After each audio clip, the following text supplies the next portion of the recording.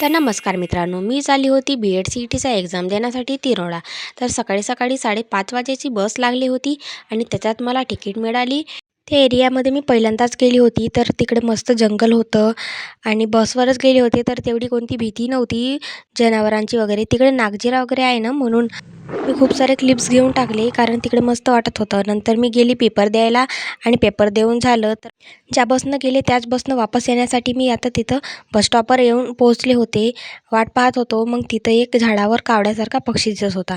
तो कावड्यासारखा दिसत होता, पण तो कावडा नव्हता. मग वाट पाहता पाहताच बस आली आणि बसवर आम्ही चढलो.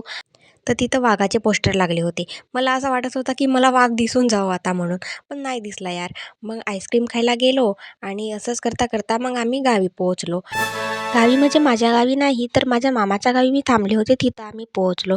नंतर माझी मामाची मुलगी, तिलाही मजा आली आणि असेच मलाही ब्लॉग मजा आली. पाहण्यासाठी माझ्या चॅनलला सबस्क्राईब करा. तर भेटूया पुढल्या ब्लॉगमध्ये. Okay, bye bye.